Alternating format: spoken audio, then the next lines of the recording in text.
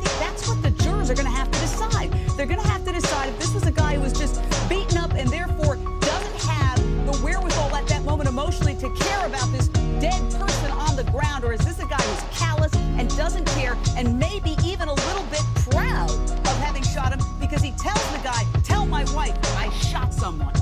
If I were gunned down, what would you think of me? Did I deserve it, or was it a tragedy? Would you believe what they say about me is crime fiction, or would discovering the truth become your mission? If I died, would you seek justice? Would you find out what happened, or just let them diss? If they said I had it coming, would you agree with them and say I must have backed it up, that I never feared them? If I were gunned down, would they call me a crook and ignore my children and how sad they all look? What about my education, or how well that I spoke? Or would they say I used drugs and focused just on the smoke? If I died in 10 years, would they look back to now like my time in the pen, explain my death somehow? Will my pictures show me smiling, holding all of my kids, or wearing masks and rags with smoke leaving my lips if I were gunned down? When you ask the question, why wait so long? Why didn't they come out with this information in the first, second, third day? It was because they were putting the story together.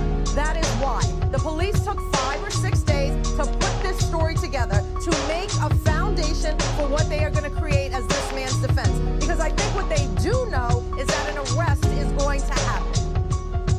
If I were gunned down, what would you remember the most? That I fought for my kids, or that I called myself Ghost? Would they say I went to school and I had nowhere to sleep, or that I was kicked out and arrested for trying to eat? If I die in the street and the only real reason was they say I got a badge and gun, so you better comply, son. But then I ask their name and badge and I get clapped. Will you say a stupid thug should've never even asked? If I were gunned down, would you think it's sad that my children grow up without a father, or project my sins on my daughter? The main reason I ask is cause I gotta know what to say to my kids for when this dog has its day. If I died, will my son get to call them out, or will they be at risk, singled out while in the crowd? If they say my kids are persons of interest for shouting pig, will you turn them in, or finally see this game is rigged if I were gunned down? No, as the father of a black son, he just said a very true thing. He said there are many families in this city who ask every night, is my child safe?